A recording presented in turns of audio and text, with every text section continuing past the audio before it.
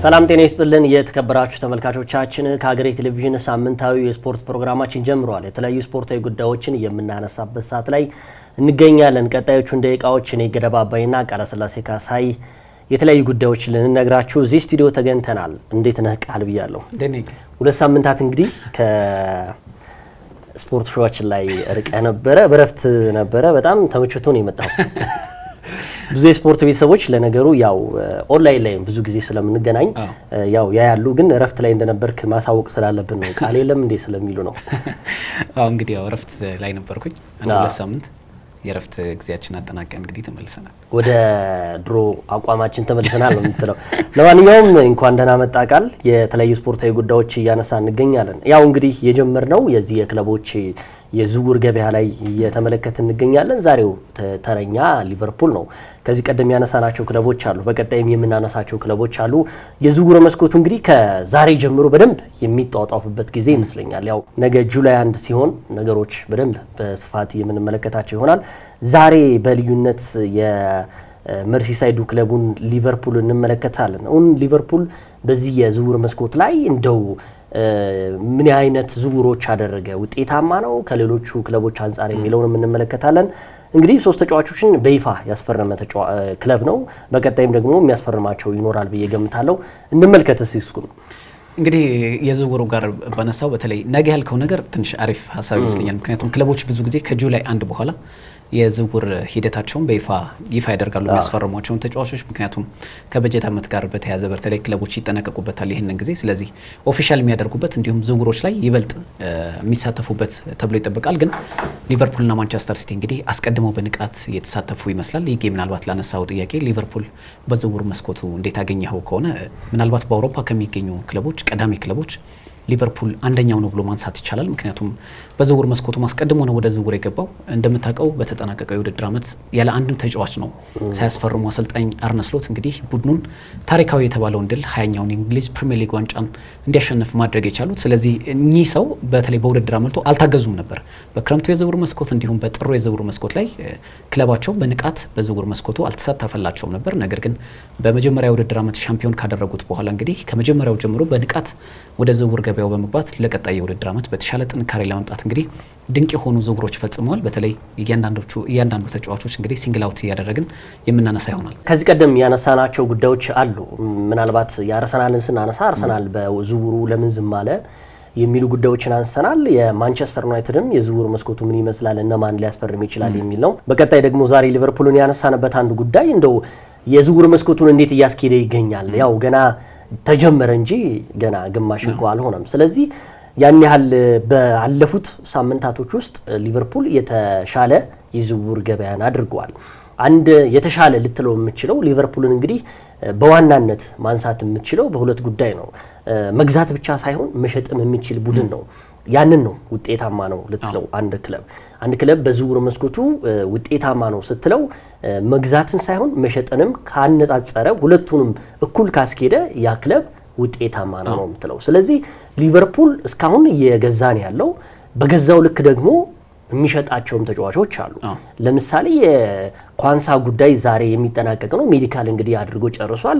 40 ሚሊዮን ማውጣቱ ይሄ ተጫዋች ራሱ አንዱ የሊቨርፑል ስኬት ነው። እነዚህ 3 ተጫዋቾች መምጣታቸው ብቻ ሳይሆን መላኩም ራሱ ቢያንስ ሊቨርፑል እንግዲህ ትንሽ አስቸጋሪ የሚሆንበት ነገር የተከላካይ ጉዳይ አሁንም የኢብራሂም ኮናቴ ጉዳይ እየተነሳ ይገኛል። የአሌክሳንደር አርኖልድን ስህተት በተወሰነ መልኩ እንዳይሸወዱ አርኔ ስሎት እየተባሉ ይገኛሉ። ቀደም እንዳነሳው እንግዲህ ውጤታማ የውድድር ዘመን ነበር ያሳለፈው ሊቨርፑል፣ ዋንጫም አንስቷል።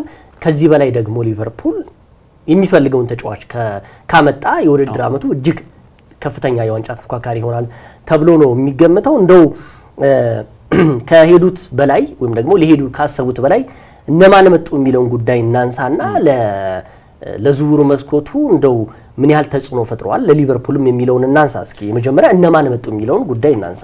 እንግዲህ በተለይ ቀደም ያነሳው ሐሳብን እጋራዋለሁ። አንድ ክለብ አሁን ተጫዋቾች በሸጠው ልክ ሲገዛ ወይ ደግሞ በገዛው ልክ ተጫዋቾች ሲሸጥ የክለቡ የዝውውር እንቅስቃሴ ጤናማ ነው ተብሎ ይታሰባል። ለምሳሌ በዘንድሮ የውድድር ዓመት ትንሽ ማንቸስተር ሲቲ ለምሳሌ ልክ እንደ ሊቨርፑል ሁሉ በነገራችን ላይ የማንቸስተር ሲቲ የዝውውር ሂደትም አንስተነው ነበር።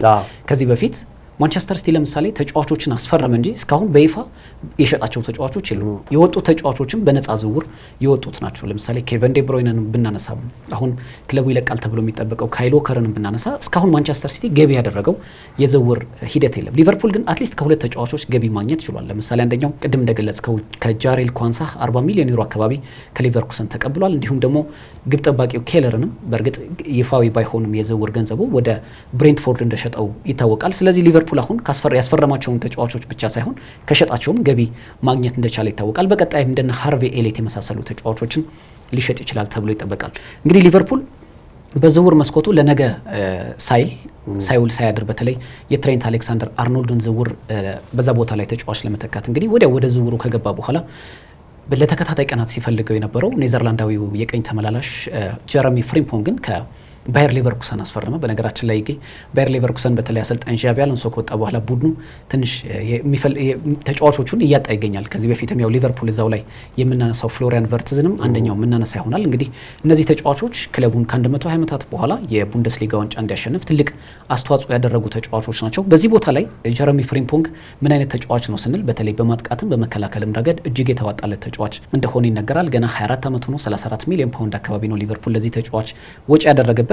ኔዘርላንዳዊ መሆኑ በሊቨርፑልም የሚገኙ በርካታ ኔዘርላንዳውያን ሰዎች አሉ። አርነ ስሎትን ጨምሮ ቨርጂል ቫን ዳይክ፣ ግራቨንበርክ እንዲሁም ደግሞ ኮዲ ጋክፖ የመሳሰሉ ተጫዋቾች ያሉበት እንደመሆኑ የቤተኛነት ስሜት ተሰምቶት እንግዲህ አንፊልድ ደርሷል። ይህ ተጫዋች በተለይ ትሬንት አሌክሳንደር አርኖልድ በማጥቃት ረገድ የሚተማ ተጫዋች እንዳልሆነ ይታወቃል። ነገር ግን ከብዙዎች ዘንድ የሚነሳበት ጥያቄ በመከላከሉ ረገድ እምብዛም የተሟላ ተጫዋች አይደለም ተብሎ በርካታ ጥያቄዎች ይነሱበታል። ይህንን ችግር ይቀርፋል ተብሎ እንግዲህ ጀረሚ ፍሪምፖንግ መጥቷል።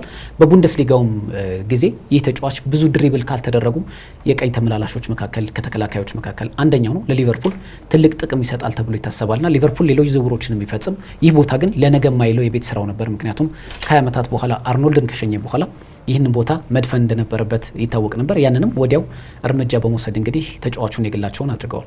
አዎ ያነሳው ጉዳይ እንግዲህ ምንም ጥያቄ የለውም። ሊቨርፑል በውድድሩ ዓመቱ ልክ እንደጨረሰ ወደ ገበያ ነው የወጣው። በተለይ የዓለም ክለቦች ዋንጫ መከፈቱ ለሊቨርፑልም እንደዚህ ጠቀሜታ ሰጥቶታል። ምናልባት የአሌክሳንደር አርኖልድ መውጣት ለፍሪምፖንግ መግባት ቀድሞንም እንግዲህ አርኖልድ እንደሚወጣ ይታወቅ ነበር። እንደውም ሊቨርፑል አንዱ አትራፊ የምትለው ነገር በዓለም ክለቦች ዋንጫ ላይ ለሪያል ማድሪድ መሰለፍ ስለነበረበት አርኖልድ 10 ሚሊዮን ፓውንድ ራሱ ወደ ኪሱ አስገብቶታል። ይሄ ብዙ ሚሊዮን ፓውንዶች በተጫዋቹ ከስሯል።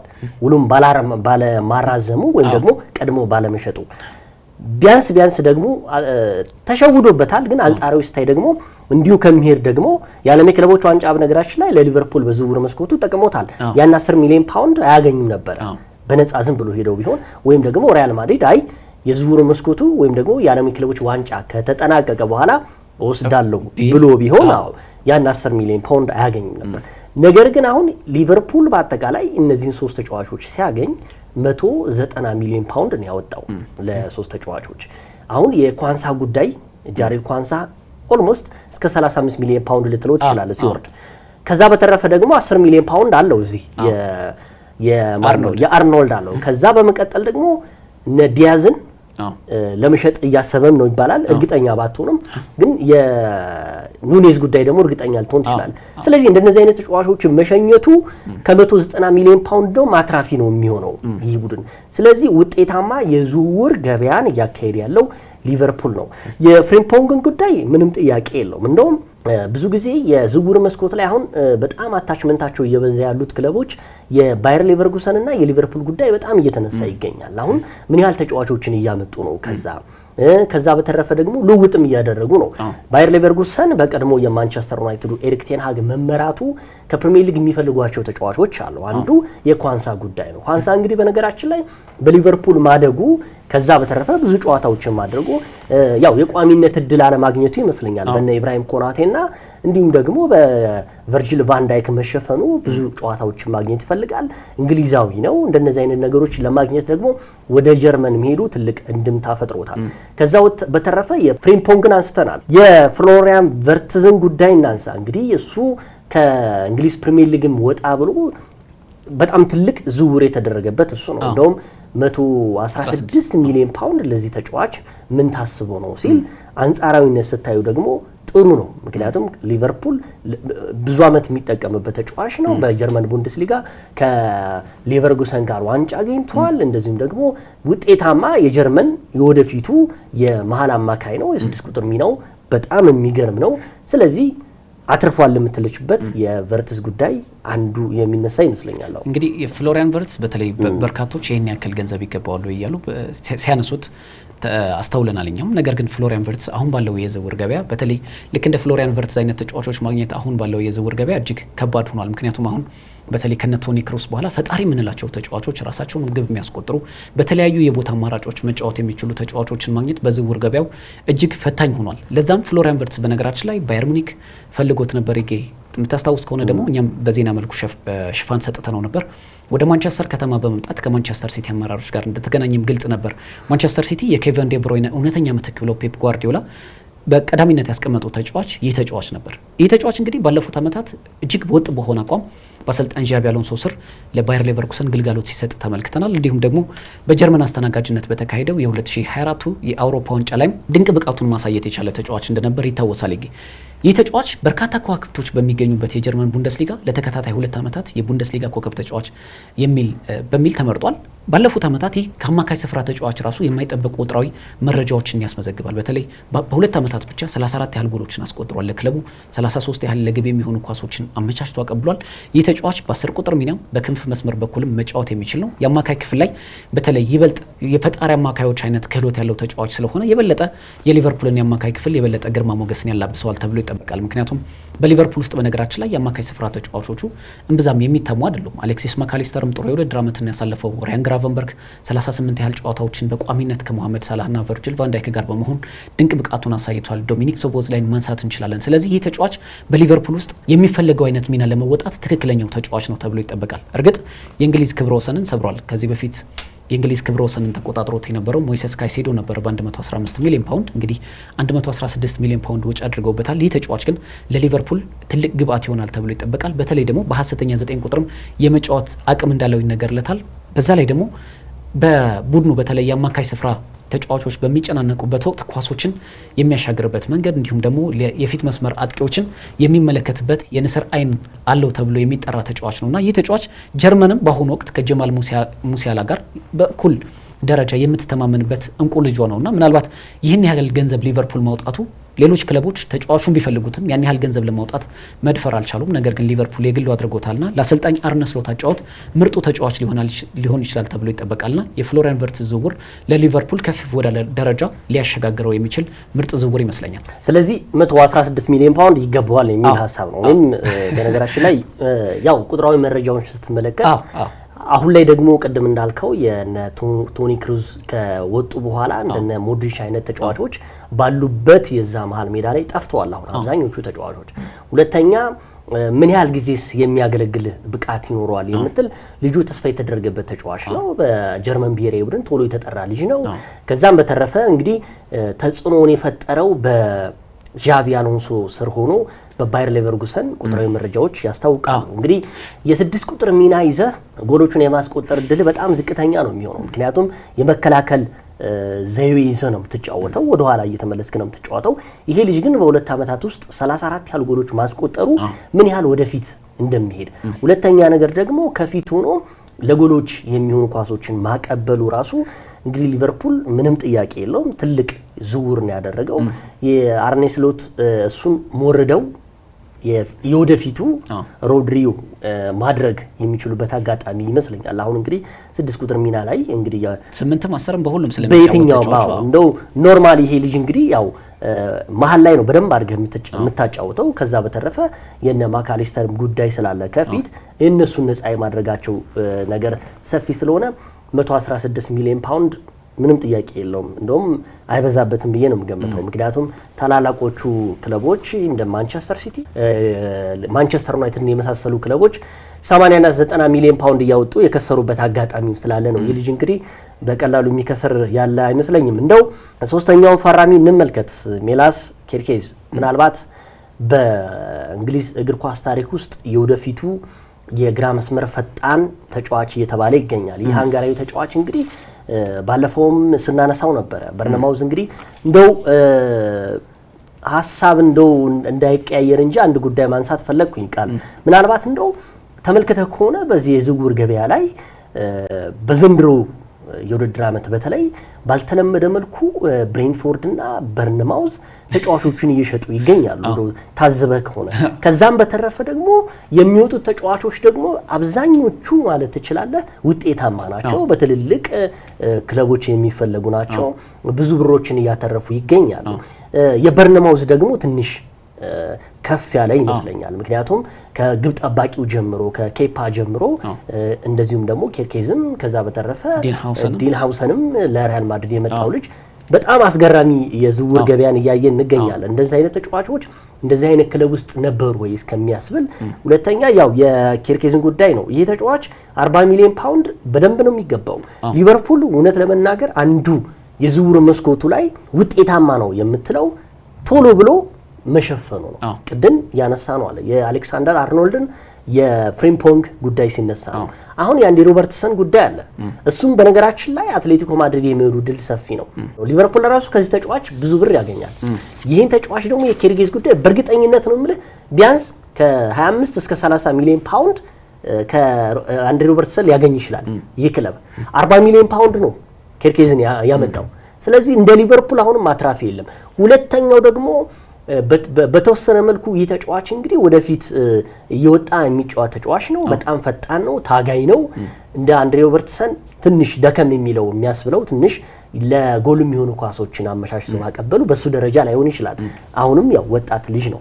በአጠቃላይ ሁለቱን ጉዳይ እናንሳ አንደኛው የኬርኬዝን ጉዳይ ሁለተኛ እንደው እኔ የታዘብኩት ጉዳይ እነዚህ አይነት ክለቦች በጣም እየሸጡ ነው የወደፊት ጣፋንታቸውስ የእንደነ ሌስተር ሲቲ እንዳዩ ብራይተንም በነገራችን ላይ ሸጦ ነው አሁን እየተንገዳገደ ያለው ብዙ ተጫዋቾችም እየወጡበት ነው ግን የብሬንትፎርድ እና የበርንማውዝ ጉዳይ ደግሞ እጅግ አሳሳቢ ሆኗል ዘንድሮ ግን ይሄ ብዙ አያሳስብ ለምን ይወጣሉ ይፈራሉ ነው ለምሳሌ አሁን እንደማሳየነት አነሳቸው ሁለቱም ከዚህ በፊት ብራይተን ነበር አይደል በልዩነት የምንጠቅሰው ለምሳሌ ብራይተን አሁን ትንሽ ሳውዛምፕተን ወሳኝ ተጫዋቾችን እንደነ ሞይሰስ ካይሴዶ ማርኮ ኮሪያ አሌክሲስ ማካሊስተር ራሱ ሮበርት ሳንቼዝ ግብ ጠባቂው ከሸጠ በኋላ ትንሽ መረጋጋት ውስጥ ገብቷል ብራይተን እንደውም ዘንድሮ ትላንትም በ50 ሚሊዮን ፓውንድ ዣኦ ፔድሮን ለቼልሲ እንደሸጠ ይታወቃል እንግዲህ አሁን ቦርንመዝና ብሬንትፎርድ በርካታ ተጫዋቾችን እየሸጡ ይገኛሉ ለምሳሌ ብሬንትፎርድ ምንመለከት አሰልጣኙ በተለይ ወሳኙ ነገር ያሰልጣኙ ይመስለኛል አሰልጣኙ ከወጣ በኋላ በርካታ ተጫዋቾች መውጣት ጀምረዋል ለምሳሌ ፍሊከንን ብንጠቅሰው በአሰልጣኝ ኤሪክ ቴን ሃግ የሚመራው ሌቨርኩሰን ግብ ጠባቂውን አስፈርሟል ክርስቲያን ኖርጋርድ ወደ አርሰናል ለመቀላቀል ተስማምቷል ብራያን ቤሞ ቀጣዩ ተረኛ ይሆናል ተብሎ ይጠበቃል እንዲሁም ዮአን ዊሳም በተለያዩ ክለቦች የሚፈልግ ተጫዋች ሆኗል ስለዚህ ብሬንትፎርድም ልክ እንደዚህ ተጫዋቾች ሽጧል ቦርንመዝ ላይ ትንሽ አስደናቂ የሚያደርገው አብዛኞቹ ተጫዋቾች ለምሳሌ ሚሎስ ኬርኬዝ አምናን ያስፈረሙት በአንድ ዓመት 40 ሚሊዮን ፓውንድ ነው የሸጡት እጅግ በጣም አነስተኛ በተባለ የዝውውር ዋጋ አነስተኛ ክለብ ነው ያስፈረሙት ነገር ግን በአንድ ዓመት ብቻ በ2024-25 የውድድር ዘመን ነው እንግዲህ በቦርንመዝ ያሳየው ድንቅ ብቃት በበርካታ ክለቦች ትኩረት እንዲስብ ያደረገው ስለዚህ ይህ ተጫዋች በአንድ ዓመት ጊዜ ውስጥ ይሄን በዚህን ያክል ገንዘብ ለመሸጥ መወሰን ቀላል አይደለም ለቦርንመዝ ሌላኛው ዲንሃውሰንም በ50 ሚሊዮን ፓውንድ ነው ለሪያል ማድሪድ የሸጡት እንደውም የውል ማፍረሻው ስምምነቱ 50 ሚሊዮን ፓውንድ ስለሆነ እንጂ ዲንሃውሰን በበርካታ ክለቦች እንደመፈለጉ አሁን ባለው የዝውውር ገበያ 50 ሚሊዮን ፓውንድ የሚያንሰው ተጫዋች ነው ምክንያቱም በሪያል ማድሪድም ሄዶ አሁን በክለቦች ዓለም ዋንጫ ላይ ምን ያህል ብቃቱን እያሳየ እንደሚገኝ ይታወቃል አሰልጣኝ አርነ ስሎት በሊቨርፑል በነበራቸው በአንድ ዓመት ቆይታ ላይ እጅግ ካልተማመኑበት ቦታቸው የነበረው የግራ የመከላከል ክፍል ቦታቸው ላይ በርካታ ራስ ምታት ይዟቸው ነበር በበርካታ ጨዋታዎች ላይ አንዲ ሮበርትሰን እንግዲህ በአሰልጣኝ የርገን ክሎፕ ስር ሆኖ ለሊቨርፑል ድንቅ ግልጋሎት ቢሰጥም አሁን ግን ከእድሜም አንጻር ተጫዋቹም በቀደመ ብቃቱ ላይ አለመገኘቱ እንዲሁም ደግሞ የእሱ ተቀያሪ ሆኖ የሚገባው ግሪካዊ ተከላካይ ኮስታስ ሲሚካስም እንደዚሁ በተመሳሳይ በሊቨርፑል በሚገኝበት ደረጃ ላይ ብቃቱ ከፍ እያለ መምጣቱ ለሊቨርፑል ትልቅ ራስ ምታት ነበር ይህንን ቦታ ለመሸፈን ሚሎስ ኬርኬዝ ትክክለኛው ተጫዋች ነበር ምክንያቱም ሚሎስ ኬርኬዝ በበርካታ ክለቦች ይፈልጋል ገና 21 ዓመቱ ነው እጅግ የሚያስደንቀው ነገር ደግሞ 38ቱም የፕሪሚየር ሊግ ጨዋታዎች ላይ ለቦርንመዝ ጨዋታዎችን አድርጓል ስለዚህ ይህ ተጫዋች ከ40 ሚሊዮን ፓውንድ በላይ ሊገባው የሚችል ተጫዋች ነው ምክንያቱም አንደኛ ነገር ከእድሜው አንጻር ሁለተኛ ነገር ደግሞ በዘንድሮው የውድድር ዓመት ያሳየው ድንቅ ብቃት ደግሞ በበርካታ የአውሮፓ ክለቦች አይን እንዲያርፍበት ምክንያት ሆኗል በተለይ ከቦክስ ቱ ቦክስ ፕሌየር የምንለው ወይ ደግሞ ጫፍ እስከ ጫፍ ድረስ በማጥቃትም በመከላከልም ረገድ እጅግ የተዋጣለት ተጫዋች ነው ዘንድሮ በትልልቅ ጨዋታዎችም ራሱን ያሳየበት መንገድ በበርካታ ክለቦች እንዲፈለግ ምክንያት ሆኗልና ሊቨርፑል በዛ ቦታ ላይ ይህንን ተጫዋች ማስፈረሙ በተለይ አሁን ሊቨርፑል ካለው ጥንካሬ አንጻር ለክለቡ የሚመጥን አይነት ተጫዋች ነው ያስፈረመው። ምክንያቱም ኤንዲ ሮበርትሰን ወደ አትሌቲኮ ማድሪድ ባይሄድ ሚጌ ወደ ሌላ ክለብ የሚሄድ እድሉ ሰፊ ይመስላል። ምክንያቱም ከዚህ በኋላ የቋሚነት ቦታውን በሚሎስ ኬርኬዝ ይመለሳል ተብሎ አይጠበቅም። ምክንያቱም ሚሎስ ኬርኬዝ አሁን ባለው ወቅታዊ ብቃት የሊቨርፑል ቋሚ ተሰላፊ ሊሆን እንደሚችል ይጠበቃልና ሊቨርፑል ይህንን ተጫዋች ማስፈረሙ ትልቅ ግብአት ነው። ሌላው ደግሞ በሊቨርፑል በሚሎስ ኬርኬዝ ቦታ ላይ ለሚጫወቱ ተጫዋቾች ደግሞ ትልቅ የዚህ ተጫዋች ንቁ ተጫዋች መሆን የማጥቃት ክፍሉን ደግሞ የበለጠ እንደሚያግዝ ይጠበቃል። ለምሳሌ በነ ሉዊስ ዲያዝ በኩል አሁን በግራይ ማጥቃት መስመር በኩል በነ ኮዲ ጋክፖ፣ ሉዊስ ዲያዝ እንግዲህ በዚህ ተጫዋች ምን ያህል ሊጠቀሙ ይችላሉ የሚለው ነገር እጅግ የሚጠበቅ ነውና ሊቨርፑል በዛ ቦታ ላይ የ21 ዓመቱ ሃንጋሪያዊ ተጫዋች ማስፈረሙ እንግዲህ ትልቅ ግብአት ሊሆንለት ይችላልና ያንን ቦታ አሰልጣኝ አርነ ስሎት ራስ ምታት ይዟቸው የነበረውን ቦታ ላይ በሚገባ ተጫዋች የሸፈኑት ይመስለኛል። ያው እንግዲህ ቅድም ስናነሳ የነበረው እንደነዚህ አይነት ክለቦች መሸጣቸው ያው በተወሰነ መልኩ አስቸጋሪ ሊሆን ይችላል የሚል ግምት ነው። ምክንያቱም ቀደምት ክለቦችን ስትመለከት በተለይ ሳውዛምፕተን አሁን እኔ በጣም ማስታውሰው በሊጉ በጣም ጥሩ ተጫዋቾችን ያፈራ ነው። ከዛ በተረፈ ደግሞ ጥሩ ተጫዋቾችን የሚያወጣ ቡድን ነበረ። በሊጉም ሰክሰስ የነበረ ቢያንስ እንኳን ላለመውረድ የሚጫወት ቡድን ነው። ከሆነ ጊዜ በኋላ ተጫዋቾችን ከሸጠ በኋላ ግን በየአመቱ እየወረደ ላለመውረድ የሚጫወት ቡድን መሆኑ እንደነ ብሬንትፎርድ እና እንደነ በርንማውዝ ያሉ ክለቦች ደግሞ እንደዛ አይነት ዕጣ ፈንታ እንዳይደርስባቸው የሚል ፍርሃት ነው። አንዱ ምንድነው ማሳያው ያው እንግዲህ ሳውዛምፕተን የምናስታውስ ከሆነ ከነ ቨርጂል ቫን ዳይክ ጀምሮ ሳዲዮ ማኔ መሳሰሉ ተጫዋቾችን ለታላላቆቹ ክለብ መሸጣቸው አሁን ላሉበት ደረጃ ነው እንግዲህ እየተመለከትን የምንገኘው። ብሬንትፎርድንም ብታይ አሁን አብዛኞቹ ተጫዋቾች በነገራችን ላይ ብሬንትፎርድ ብዙ አፍሪካውያን ተጫዋቾችን በማፍራት ከእንግሊዝ ፕሪሚየር ሊግ የሚጠቀስ ክለብ ነው። ብሬንትፎርድ ምናልባት ከነ ሰንደርላንድ በኋላ የተመለከትነው ብሬንትፎርድ ይመስለኛል። ከዛ በተረፈ ደግሞ የብራይተንም ጉዳይ ሲነሳ እንደዚህም ብዙ አፍሪካውያን ተጫዋቾችን የሚያፈሩ ናቸው። አሁን ትንሽ አስቸጋሪ የሚሆነው የበርንማውዝ ጉዳይ ነው። በርንማውዝ እንግዲህ ቅድም እንዳልከው ያው የአንድ አመት ተጫዋቾች ቢኖሩም በቀጣይ ግን ሊጉን እንዴት ነው ዶሚኔት አድርገው የሚቀጥል አሁን ዘንድሮ የውድድር አመት ላይ የኤራውላ ቡድን በርንማውዝ በጣም አስቸጋሪ ተጋጣሚ ቡድን፣ በጣም አስጨናቂ ቡድን ነው። ግን ወዲያውኑ ግን ደግሞ አንዳንድ ጊዜ ጥሩ ነው የምትለው አሁን በኬርኬዝ ቦታ ሌላ ልጅ አምጥተዋል። ምናልባት እንግዲህ ይሄም ልጅ ገና ወጣት ነው። እይታቸውም እንግዲህ ወደፊት የምናየው ይሆናል። ግን የሚቀጥለው አመትም እንዳይሸጡት ፍርሃት ነው። ኬርኬዝ ስታይ ያው ምንም ጥያቄ የለውም ትልቅ የግራ መስመር ተከላካይ ተጫዋች ሸፍኖላቸዋል። የአንድሪ ሮበርትሰን ጉዳይ የእድሜም ጉዳይ ነው። ነገሮችም በየአመቱ ደግሞ ለብዙ አመታት ተጫውተዋል በዛ ቦታ ላይ ብዙ አሲስቶች ማድረጉ ከዛ በተረፈ ደግሞ የልጁም ታማኝነት ማጣት ነው። እንግዲህ የምታስታውሰው ከሆነ በግራ መስመር ላይ ዘንድሮ ሊቨርፑል ብዙ ጎል ተቆጥሮበታል። እንደውም በጣም የሚታወሰው የቡካዮ ሳካ አርሰናል ሊቨርፑል ላይ ያስቆጠራት ጎል የአንድሪ ሮበርትሰን ጉዳይ የሚነሳ ነው። ለማንኛውም የኬርኬዝ ጉዳይ እንግዲህ የልጁ ትልቁ ደግሞ ኳሊቲነቱ የሚባለው ቅድም እንዳልከው 38 ያህል ጨዋታዎች በሊጉ ማድረጉ ብቻ ሳይሆን ለጉዳት በጣም የራቀ ተጫዋች ነው። እንግዲህ ይሄ እፎይ የሚያስብል ነው። አንድ ተጫዋች ስታመጣ ላንተ የጨዋታ ዘይቤ ብቻ ሳይሆን አሁን እየተጠየቀ ያለው የጉዳት ታሪኩ ምን ይመስላል የሚል ጉዳይ ነው። አብዛኞቹ ክለቦች አሁን እያጠኑ ያሉት ጉዳይ ይህን ይመስላል። በአጠቃላይ እንግዲህ የሊቨርፑል የስካውቲንጉ በጣም ጥሩ ነው የሚያስብል ነው። ከማንቸስተር ሲቲ ቀጥሎ የሊቨርፑል ስካውቲንግ ጥሩ መነሳሻ ነው የሚያስብል ነው። በቀጣይነት እንደው ሊቨርፑል እነዚህን ሶስት ተጫዋቾች አስፈረመ ጨረሰ። ቀጣይ ሳያስፈርሙ ወይ እነማን ሊለቁ ይችላሉ የሚለውን ጉዳይ እናንሳ። ምናልባት ከተከላካይ ጀምሮ በእርግጠኝነት አሁን ሊያስፈርም የሚችልበት ጉዳይ አለ። የኢብራሂም ኮናቴ ጉዳይ አሁንም እርግጠኛ አልሆነም። ልጁ ወደ ሪያል ማድሪድ እያተኮረ ነው። ማድሪድን በጣም ነው የሚፈልገው። ከዛ በተረፈ የሚቀጥለው የዛሬ ዓመት አሁን ውሉ ይጠናቀቃል። ከዛ በፊት ይሄ ልጅ ያስፈርማሉ። ካስፈረሙትም በኋላ ደግሞ ያው አንድ ተጫዋች ያስፈልጋቸዋል። የኮንሳ ጉዳይ አልቋል። የማርክ ጉዬ ጉዳይ እየተነሳ ስለሆነ ነው ከክሪስታል ፓላስ። ስለዚህ ተከላካይ አንድ የሚያስፈልጋቸው ይመስለኛል። ከዛ በኋላ ያሉትን ደግሞ መሀል ላይ አጥቂ ላይ ከዛ በተረፈ ደግሞ በግራ ክንፍ ደግሞ እንደሚያስፈልገው ይታወቃል። እንደው እሱን እናነሳለን። ተከላካይ በእርግጠኝነት ያስፈርማል ብዬ ገምታለሁ። አሁን የኢብራሂም ኮናቴ ጉዳይ እኔ ልክ እንደ አሌክሳንደር አርኖልድ ይሸወዳል የሚል እምነት የለኝም። ሊቨርፑል በእርግጥ አንተ እንዳልከው አንድ አመት የውል ስምምነት ነው የሚቀረው። በነገራችን ላይ ኢብራሂም ኮናቴና ሊቨርፑል ንግግር ማድረግ ከጀመሩ ሰነባብተዋል። ነገር ግን ስምምነት ላይ ሳይደርሱ እስካሁን ቆይተዋል። ነገር ግን ይህ ተጫዋች ልክ የአሌክሳንደር አርኖልድ ያህል ስህተት ሊቨርፑል ይሰራል ተብሎ አይጠበቅም። በነገራችን ላይ በርካታ የሊቨርፑላውያን በተለይ እንግሊዝ ውስጥ የሚገኙ መርሲሳይድ ውስጥ የሚገኙ እንግሊዛውያን የሊቨርፑል ደጋፊዎች ትልቁ ቁጭታቸው የ26 ዓመቱን ተጫዋች ትሬንት አሌክሳንደር አርኖልድን በነፃ ማጣታችን ብለው በጣም አንገታቸውን የደፉበት ነው። ምክንያቱም አሁን የቀኝ ተመላላሾች በተለይ አውሮፓ ውስጥ ከነ ዳንኤል ቬስ ካይል ዎከር በኋላ ከመጡት ብለን በልዩነት ከምናነሳቸው ተጫዋቾች ትሬንት አሌክሳንደር አርኖልድ አንዱ ነው። ይህንን ተጫዋች በነፃ ማጣት በእርግጥ ቅድም እንዳልከው በክለቦች ዓለም ዋንጫ ላይ ሪያል ማድሪድ ተጫዋቹን ስለፈለገው ብቻ 10 ሚሊዮን ፓውንድ አካባቢ ክፍያ እንደፈጸመ ተነግሯል። ነገር ግን ከዚህ በላይ ይገባዋል ብሎ ያምኑ ነበር። ሊቨርፑል ያንን ማድረግ አልቻለም። ስህተት ተፈጥሯል፣ ሄዷል። እንደውም ሊቨርፑልም የቨርጂል ቫን ዳይክንም የሞሐመድ ሰላህንም ውል ለማራዘም እጅግ ዘግይቶ እንዳራዘመ ይታወቃል። አሁን የኢብራሂማ ኮናቴን ዝውውር የሚጨርሱ ይመስለኛል። እኔ አሁን ግላዊ ምልከታ ይበጠይቀኝ አንደኛ ነገር ይህ ተጫዋች እውነት ለመናገር አሁን በሪያል ማድሪድም እንዲሁም በፈረንሳዩ ክለብ ፓሪስ ሴን ጀርሜን በሀገሩ እንደሚገኝ ሊግ ታላቁ ክለብ ፓሪስ ሴን ጀርሜን ይፈልገዋል። ስለዚህ ተጫዋች ቀጣይ እጣ ፈንታ ወይ ደግሞ ለተጫዋቹ እግር ኳስ እድገት የትኛው የተሻለ ነው ብትል ሊቨርፑል ይመስላል። ምክንያቱም ሊቨርፑል እንግዲህ ቨርጂል ቫን ዳይክም ከተወሰነ ጊዜያት በኋላ የምንመለከተው ተጫዋች አይሆንም። በተለይ ከእድሜ ጋርም ተያይዞ በኋላ ላይ የሚወስንበት እድል ሊኖር ይችላል፣ አሁን ለ2 ዓመታት ያህል ውሉን ቢያራዝምም። ስለዚህ ኢብራሂማ ኮናቴ ዛ ቡድን ውስጥ በሊቨርፑል ራሱን የሚያሳድግበት መንገድ ከፍ እያለ ከመጣ የሊቨርፑል ቀጣይ የመሀል ሜዳው ተረካቢ የመከላከል ክፍሉን እንደሚረከብ ይጠበቃል። ስለዚህ ኢብራሂማ ኮናቴ የአርኖልድ አይነት እጣ ፈንታ ላይ ደርሰው ይችላል ብዬ አስባለሁ በሊቨርፑል ቤት። ግን ሊቨርፑል አሁን በዛ ቦታ ላይ ሰው የለውም እውነት ለመናገር። እንደውም በዘንድሮ የውድድር ዓመትም ትልቅ የተጠቀመው ሊቨርፑል የተጫዋቾች ጉዳት ሰለባ አለመሆኑ እንጂ ሊቨርፑል እዛ ቦታ ላይ ማንም ሰው አልነበረውም።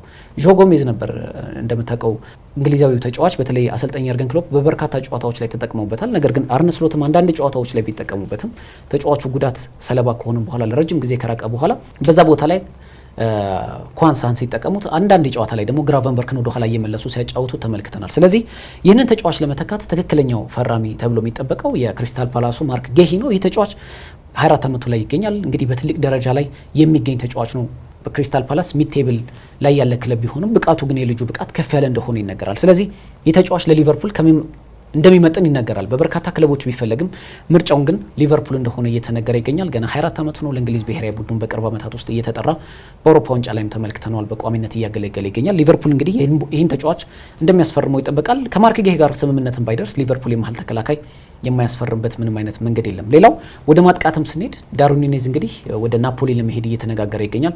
የሊቨርፑል ምናልባት እናነሳዋለን ብዬ አስባለሁ በኋላ ላይ በተለይ በማጥቃት በኩል ላይ አሁንም ሊቨርፑል እጅግ ውስብስብ ፈተና ውስጥ ቢገባም ዛሬ የሚወጡ መረጃዎች እንደሚያመለክቱት አሌክሳንደር ኢዛክን ቁጥር 1 ኢላማቸውን አድርገውታል። እርግጥ ሙሉ በሙሉ የተዘጋ ፋይል ነው ብሎ አላምንም። ሊቨርፑል የሚገባውን ዋጋ ካቀረብን ኒውካስል ዩናይትድ ይሸጥልናል ብለው ያስባሉ። እንግዲህ እዚህ ቦታ ላይ እዚህ ስብስብ ላይ እንግዲህ አሁን ሊቨርፑል ካስፈረማቸው ተጫዋቾች አንጻር ካሉት ባለልምድ ተጫዋቾች ጋር ተዳምሮ አሌክሳንደር ኢዛክ ሊቨርፑል ቤት ማየት ማለት ምናልባት ሊቨርፑል በጣም ከባድና አስቸጋሪ ቡድን የሚያደርገው ይመስለኛል። አዎ እንደው የተከላካይን ጉዳይ ብናነሳ አሁንም ምንም ጥያቄ የለውም። የቨርጂል ቫን ዳይክ የእድሜ ጉዳይ የእድሜ ማምሻ ነው የምትልበት ሰዓት ላይ ተገኝቷል። የሱም አሁን ወቅታዊ ብቃቱም እንደ በፊቱ ነው። ምናልባት እንግዲህ አንዱ ሲነሳ የነበረው ሊቨርፑል ባለፉት የውድድር ዓመታቶች ላይ ትልቅ ክፍተት የነበረው በተከላካዩ ላይ የቆሙ ኳሶች በጣም ይቆጠርበት ነበረ። የነ ኢብራሂም ኮናቴ ጉዳይ የሚነሳበት ደካማ ነው የሚያስብለውም የአሰልጣኝ አርኔ ስሎት በግራ መስመር በኩል የአንድሬ ሮበርትሰን ጉዳይ እንደተነሳ ሁሉ የመሀል ሜዳ ተከላካዩም ራሱ እነ ቨርጂል ቫን ዳይክ የሚነሳባቸው ድክመት የቆሙ ኳሶች ሲቆጠሩባቸው ነበር። ይህን ለመሸፈን በተወሰነ መልኩ ደግሞ ከኢብራሂም ኮናቴ የተሻለ ተጫዋች ሊያስፈርሙ ይችላሉ የሚል ነው። ይህም ዞሮ ዞሮ የእንግሊዛዊ ኢንተርናሽናል ተጫዋች የማርክ ጉዌ ጉዳይ ሲነሳ አንዱ ነው። ግን ይህ ተጫዋች እውነት ለመናገር ከክሪስታል ፓላስ መጥቶ ሊቨርፑልን ተቀላቅሎ በቋሚነት እንዴት ነው ሊሰለፍ የሚችለው? ምክንያቱም ክሪስታል ፓላስ ላይ መሪ ተጫዋች ነው፣ ብዙ የተጫወተ ልጅ ነው። በአጠቃላይ እንግዲህ መጥቶ መቼም ቤንች ሊሆን የሚችልበት አጋጣሚ እጅግ ያነሰ ነው። ስለዚህ አርኔ ስሎት ይህን ተጫዋች ቢያመጡት እንዴት አድርገው ነው በቋሚነት ሊያሰልፉት የሚችሉት? በፉክክር ደረጃ ሊፎካከሩ ይችላሉ። ኢብራሂም ኮናቴ አንዱ ትንሽ እንግዲህ በሊቨርፑል በተወሰነ መልኩ እንደው ላይፈርም ይችላል ላይቆይ ይችላል የሚያስበለው ጉዳይ የጉዳት ስቶሪው ወይም ደግሞ ታሪኩ ትንሽ ከበድ ያለ ነው። ብዙ የጉዳት ያጋጥመዋል ተጫዋች። በአጠቃላይ ግን የቨርጂል ቫን ዳይክም የእድሜ ማምሻ መሆኑ እንደው ደግሞ ትንሽ የሚያስፈራው ነገር የሚቀጥለው የውድድር ዓመት ላይ ደግሞ ማርክ ጉዌን አመጣዋለሁ ማለት ከባድ ነው። አሁን በሚያሳየው ብቃት ደግሞ ታላላቆቹ ቡድኖች ደግሞ ሊቨርፑል ሊወስዱበት ይችላሉ የሚል እሳቤ ይነሳል። እንደው ከዛ በመቀጠል ደግሞ እንደው ከፊት መስመሩ በፊት መሀል ላይ ደግሞ የማካሊስተር ጉዳይ ይነሳል። ይህ የማካሊስተር ቦታ ላይ አጋዥ እንደሚያስፈልገው ብዙዎች እያነሱ ይገኛሉ። ሊቨርፑል በተከላካይ በኩል ያሉትን ነገር ጨርሷል። የመሀሉንም የቨርትዝንም ጉዳይ ጨረሰ። ነገር ግን የ10 ቁጥር ሚና ያለው ተጫዋች አሁንም ፈጣሪ ተጫዋች ከማካሊስተርን የሚያግዝ በጣም ያስፈልገዋል ይባላል። እንደው እዛ ላይም ደግሞ ሌሎች ልጆችንም እያጠና ይገኛል። ምክንያቱም በግራ በኩልም የዲያዝም ጉዳይ ነው እንዳልኩ የፊት መስመር አጥቂው የአይዛክ ጉዳይ ለኔ ትንሽ ሊከብድበት ይችላል። የአይዛክ ጉዳይን እናነሳበታለን። ግን የፈጣሪ የምትለው የማካሊስተርም ደግሞ አጋዥ የሚያስፈልገዋል ተብሎ እየተነሳ ይገኛል። እሱ ራሱ ምናልባት ይሄን የሚያነሱ ሰዎች ብዙ አልስማማበትም። ምክንያቱም አሁን ሊቨርፑል ምናልባት እንደው ትልቅ ስጋት ካልከኝ እንግዲህ ሪያል ማድሪድ ከክለቦች ዓለም ዋንጫ በኋላ ላይ በተለይ አሁንም በትልቅ በጉልህ ክፍተት እየታየበት የሚገኘው ፈጣሪ የምትለው አማካይ ተጫዋች የለውም። በተለይ ከቶኒ ክሩስ በኋላ አሁን ቡድኑ በዛ ቦታ ላይ ሰው እንደሚያስፈልገው እየተነገረ ይገኛል። ለዚህም በሁለት አማራጭነት ኤንዞ ፈርናንዴዝ እና አሌክሲስ ማካሊስተርን ሲከታተል እንደነበር ይታወቃል። ግን ፍሎሬንቲኖ ፔሬዝ ይህን ዝውውር ለማድረግ እጅግ ሊከብዳቸው ይችላል። በእርግጥ ሰውየው የሚታመኑ ባይሆኑ በተለይ በዝውውር ሂደቶች ላይ የሚፈልጉትን ተጫዋች ማስፈረም ቢችሉም ግን ሊቨርፑል አሁን ባለው ብቃት አሌክሲስ ማካሊስተርን ይሸጣል ወይ ብሎ መጠበቅ ሊከብድ ይችላል። ግን በአሌክሲስ ማካሊስተር ቦታ ላይ መጫወት ስለሚችል ፍሎሪያን ቨርትዝ ያንን ቦታ ላይ ሊቨርፑል ያን ያህል ትኩረት ሊያደርግበት ይችላል ብዬ አላምንም። በእርግጥ ቅድም እንዳልከው እንደ መነሻነት የሚያነሳው ይመስለኝ በተለይ ከሳውዛምፕተን ዲብሊንግ የሚባል ተጫዋች የአማካይ ስፍራ ተጫዋች እንዲሁም በክንፍ በኩል መጫወት የሚችል ድንቅ ተጫዋች ለማስፈረም ሊቨርፑል ሙከራ እያደረገ ይገኛል። ምናልባት ይህንን ተጫዋች የአማካይ ክፍሉን የበለጠ ጥንካሬ ሊሰጠው ይችላል ወይ ተብሎ ቢጠበቅም ከተጫዋቹ ብቃት አንጻር፣ ነገር ግን ሊቨርፑል አሁን እንደ ፕራዮሪቲ ወይ ደግሞ ቅድሚያ ላይሰጠው ይችላል ያንን ጉዳይ። አሁን ሊቨርፑል ግብ ጠባቂ ማስፈርሟል። ከዚህ በፊትም ስናነሳው ነበር ማማርዳሻቪሊን ከቫሌንሲያ ያስፈርሟል። እሱም ያስፈረመው ባሳለፈው የውድድር ዓመት ነበር። በውሰት ውል በቫሌንሲያ ቆየ። አሁን መጥቷል። ይህ ግብ ጠባቂ ገና ወጣት ነው። ለአሊሰን ቤከር አጋዥ ይሆናል። ስለዚህ በአማካይ ስፍራ ላይ ያን ያህል ይቸገራል የሚል እምነት የለኝም። ግን አሁን ሊቨርፑል ትልቁ የተከላካይ ክፍሉን ካሟላ በኋላ ትልቁ ክፍተት ብዬ የማስበው ከዳርዊን ኑኔዝ ጋር እንደማይቀጥሉ የተረጋገጠ ሲሆን አሰልጣኝ አርነ ስሎትም ክለብ እንዲፈልግ ስለነገሩት ተጫዋቹም ከናፖሊ ጋር ንግግር እያደረገ እንደመሆኑ ሊያሳስባቸው የሚችለው በተለይ መሐመድ ሳላህም ልክ እንደ ቨርጂል ቫን ዳይክ ሁሉ የእድሜው ማምሻ ጊዜ ላይ ይገኛል። ከዚህ በፊት እንደምናውቀው መሐመድ ሳላህ ለግብ የሚሆኑ ኳሶችን አመቻችቶ ከማቀበል ባለፈ በድንቅ ብቃቱ ላይ ላንመለከተው እንችላለን። ምክንያቱም አሁን ፕሪሚየር ሊጉ በወጣቶች የተሞላ እንደመሆኑ ትንሽ ሊያስቸግረው ይችላል። ስለዚህ ለዚህ ቦታ ላይ ትክክለኛ የፊት መስመር አጥቂ ሊቨርፑል ያስፈልገዋል ብዬ አስባለሁና ይሄ ምናልባት ከተፈጥሯዊ አማካይ ተጫዋች በተለይ ፍሎሪያን ቨርትዝን የተሟላ ተጫዋች ነው ብዬ ስለማምን የአጥቂውና የተከላካይ ጉዳይ ለነገ ማይለው የቤት ስራው ሊሆን ይችላል። በተለይ ዳርዊን ኑኔዝን ካጣ ግን አጥቂ የማያስፈርምበት ምንም አይነት መንገድ የለም ብዬ አስባለሁ። በማካሊስተር ቦታ አንዳንድ ጉዳዮች ስለሚነሱ ነው። ምክንያቱም ያው ማካሊስተር ባለፈው የውድድር ዓመት ላይ ሙሉ ጨዋታዎች ነው የተጫወተው። እንደው የጉዳትም ስቶሪው ወይም ደግሞ ታሪኩ ያን ያህል ብዙ አይደለም። ብዙ የመጎዳት እድሉ እጅግ ጠባብ በመሆኑ ነው እንደው ያን ቦታ እንደው በልዩነት እንደው የሚያዩታል ብዬ ገምታለሁ። ምክንያቱም የአጥቂ አማካኝ የ9 ቁጥር ሐሰተኛ 9 ቁጥር አሁን ከሱ ውጪ ብዙ ተጫዋቾችን እያየን እንገኛለን። ከዛ ውጪ የፊት መስመር እንመልከት። የ9 ቁጥር ይሄ ምንድነው ተፈጥሯዊ 9 ቁጥር የምትለው ያው እንግዲህ የኑኔዝ ጉዳይ አልሆነም። ለአሰልጣኝ አርኔ ስሎት የሚመች ተጫዋች አለመሆኑን ተከትሎ ነው እንግዲህ እስከ 70 ሚሊዮን ፓውንድ ከተቻለ ናፖሊ ካልተቻለ ደግሞ አንዱ የአረብ ሀገር ክለብ ውስጥ ሊሄድ ይችላል ነው። በልዩነት ስታነሳ ግን የኑኔዝ ጉዳይ ወደ ሌላ ክለብ የሚሄድ ከሆነ ጥሩ ዳጎስ ያለ ገንዘብ ሊያገኙበት ይችላሉ። በዛ ምትክ ደግሞ የሚፈልጉትን የፊት መስመር ተጫዋች ሊያገኙ ይችላሉ። ከዛ ውጪ ደግሞ የዲያዝ ጉዳይም ይነሳል። በግራ መስመር ክንፍ ላይ የሚጫወተው ዲያዝ የሱም ተተኪ እንደሚያስፈልገው አንዳንዶች ያነሳሉ። ምክንያቱም ይህ ተጫዋች እንግዲህ ባለው የጉዳት ታሪክ ላይ ትንሽ እሱም ጉዳት የሚያጠቃው ተጫዋች ስለሆነ እንደው ሊቨርፑል በተከላካይና በአማካይ ብቻ የሚገደብ አይመስለኝም። የ9 ቁጥሩ ሚና እንዳለ ነው። ቅድም ያነሳው ጉዳይ የአሌክሳንደር አይዛክ ጉዳይ እንደው ይከብዳል። ምክንያቱም የሚፈልገው ጉዳይ አንደኛ በአውሮፓ ሻምፒዮንስ ሊግ መጫወት ነበረ። ይህንን ደግሞ በኒውካስል ዩናይትድ በሚቀጥለው የውድድር ዓመት ላይ እንደሚያደርገው እሙን ነው። ከዛ በተረፈ ኒውካስል ዩናይትድ ለሊቨርፑል የሚያቀርበው ብር ደግሞ በጣም ዳጎስ ያለ ነው። በእርግጠኝነት ከ120 እና 130 ሚሊዮን ፓውንድ በታች ሊሸጡ አይችልም። ምክንያቱም በጣም ፎከስ ያደረገበት ከየትኞቹም ክለብ በላይ አሌክሳንደር አይዛክ ስለሆነ ነው። ከዛ ውጪ ግን ሊቨርፑል እንደው በተወሰነ መልኩ ደግሞ ወደ ጀርመን ሄዶ የሁጎ ኤኪቲኬ ጉዳይ ሊያነሳ ይችላል እየተባለ ይገኛል። የዩክሬሽን ጉዳይ ባለፈው ሳምንት እንደዚሁ ሲነሳ ነበር። ስለዚህ ሊቨርፑል አማራጭ አለው ብዬ ገምታለሁ። ለምሳሌ አርሰናል ስትል በሼሽኮ ወይ ደግሞ ዩኬሬሽ ልትል ትችላለህ። ሊቨርፑል ግን ሀሳቡን ወይም ደግሞ የሚፈልጋቸውን ተጫዋቾች እያሰፋ ስለሚገኝ ምርጫው ሰፊ ነው። በዛ ላይ ደግሞ ብር ማውጣት ይችላል። የሚሸጣቸውም ተጫዋቾች በዛው ልክ ብዙ ስለሆኑ ብዙ ብር ስለሚያወጡለት የአጥቂውን ጉዳይ ግን እንዲሁ የሚተው አይመስለኝም። በእርግጠኝነት መናገር የሚቻለው ኑኔዝ እንደውን በሆነ አጋጣሚ እንኳን ቢቀር የፊት መስመር አጥቂ ሳያስፈርም የሚዘጋ አይመስለኝም። እኔ እንደውም ዳርዊን ኑኔዝ በክለቡ የሚቀር አይመስለኝም። ምክንያቱም ሊቨርፑል ወስኖበታል። አስቀድሞም አሰልጣኝ አርነ ስሎት እድሎችን ሰጥተውት ነበር ለተጫዋቹ። በነገራችን ላይ የተጫዋቹ ብቃት መውረድ ብቻ አይደለም፣ በተለይ ትሬኒንግ ላይ እያሳየ በሚገኘው ወርክ ሬት ወይ ደግሞ አነስተኛ መሆን፣ ከሌሎች ተጫዋቾች በበለጠ ልቆ አለመገኘት አሰልጣኝ አርነ ስሎትን በተጫዋቹ ላይ ተስፋ እንዲቆርጡ አድርጓቸዋል። አንቶኒዮ ኮንቴ ይህን ተጫዋች ማስፈረም ይፈልጋሉ። እንግዲህ አሁን ድርድሩ ምንድነው 70 ሚሊዮን ፓውንድ በስቷል ነው። ከ50 እስከ 60 ሚሊዮን ፓውንድ ግን ሊከፍሉ ይችላሉ። ግን ሊቨርፑል በየትኛው ዋጋ ይህንን ተጫዋች ሊሸጠው ይችላል ብዬ አስባለሁ። ምክንያቱም በ50 እና 60 ሚሊዮን ፓውንድ ሽጦ ከመገላገል ይልቅ ቤንች ላይ ወንበር አሟቂ እንዲሆን አይፈልጉም አሰልጣኝ አርነ ስሎት ብዬ አስባለሁ። በእርግጥ አልሂላልም የሳውዲ ክለቦችም ይፈልጉታል የተጫዋች። ነገር ግን ተጫዋቹ ቅድሚያ የሚሰጠው በአውሮፓ መቆየትን ስለሆነ ወደ ናፖሊ የሚሄድበት እድል ሰፊ ይመስላል። ግን የአሌክሳንደር ኢዛክ ጉዳይ እኔ ብዙ የተዘጋ ይመስለኝም ይገኝ ሙሉ በሙሉ። እርግጥ ቅድም እንደገለጽከው ተጫዋቹ የሚፈልገው በአውሮፓ የውድድር መድረክ መሳተፍ ነበር። ያንን ደግሞ በኒውካስል ዩናይትድ ቤት አሳክቶታል። ኒውካስል ዩናይትድ ከ71 ዓመታት በኋላ ራሱ ሊቨርፑልን አሸንፎ ዌምብሌይ ላይ የካራባኦ ዋንጫ ሲያሸንፍ ይህ ተጫዋች ጎሎችን በማስቆጠር ጭምር በዛ ጨዋታ ላይ ድንቅ ብቃቱን አሳይቷል። ስለዚህ ይህ ተጫዋች በሴንት ጄምስ ፓርክ ምን ያህል ፍቅር እንደሚሰጠው ይታወቃል። ሊቆይ ይችላል። ግን ዳርዊን አሁን አሌክሳንደር ኢዛክ በትልልቅ ክለቦች መጫወት ግን ሊፈልግ ይችላል ብዬ አስባለሁ። በእርግጥ አስቀድሞ ኒውካስል ዩናይትድ ለተጫዋቹ ያስቀመጠው ገንዘብ የሚደፈር ስላልሆነ አርሰናልም እንዲሁም ቼልሲም ከተጫዋቹ ዝውውር ራሳቸውን ገፋ አድርገው ወይ ደግሞ የተውት ይመስላሉ።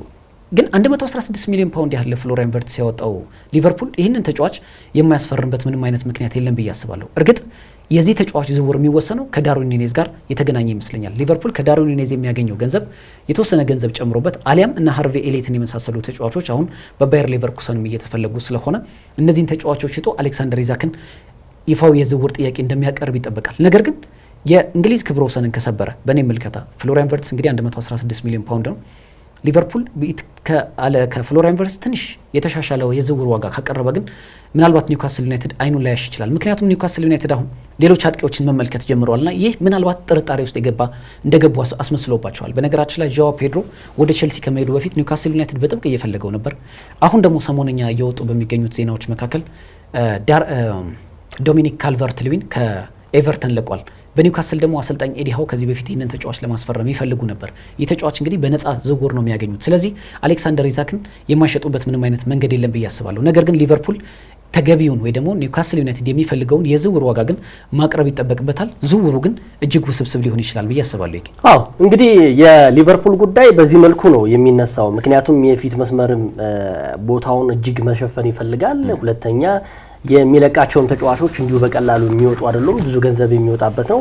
በአጠቃላይ እንግዲህ በልዩነት ዛሬ ያነሳ ነው የዝውውር ገበያውን አስመልክተን ሊቨርፑል ውጤታማ የሚባል ዝውውር አካሂዷል። ከዛ በተረፈ በፕሪሚየር ሊጉም ደግሞ እጅግ ተጽዕኖ ፈጣሪ የዋንጫ ተፎካካሪ ይሆናል ተብሎ ከሚገመቱ ግንባር ቀደም ቡድኖች መካከል ነው። ምክንያቱም አንድም ተጫዋች እንኳን ሳያስፈርም ይህንን የውድድር ዓመት በአውሮፓ ምርጥ ጊዜን አሳልፎ እንደዚሁም ደግሞ በፕሪሚየር ሊጉ ዋንጫን ማግኘቱ የሚታወስ ነው። በአጠቃላይ ሊቨርፑልን ዛሬ ያነሳን፣ በሚቀጥለው ሳምንት ደግሞ ሌሎች ቡድኖችንም እንደዚሁም የቀረን ቼልሲን እናነሳለን። ከዛም ደግሞ እንደዚሁም አዳዲስ ዝውውሮችም ስለሚኖሩ ነው። በልዩነት እንግዲህ የማንቸስተር ዩናይትድ እና የሊቨርፑልም የአርሰናልም ጉዳይ ስለሚነሱ እነዚህ አይነት ጉዳዮችን ይዘን እንመጣለን። ዛሬ እንግዲህ በዚህ መጠናቀቅ እንችላለን። እሺ፣ እናመሰግናለን። የተከበራችሁ ተመልካቾቻችን ስትከታተሉት የነበረው ከሀገሬ ቴሌቪዥን ሳምንታዊ የስፖርት ፕሮግራማችን ይህንን ይመስል ነበር። በልዩነት ሊቨርፑልን ዛሬ ያነሳን ይገደባባይና ቃለ ስላሴ ካሴ አብረናችሁ ቆይታ አድርገን ሳምንት በሌላ ጉዳይ እንመለሳለን። እስከ ሳምንት መልካም ሳምንት ይሁንላችሁ።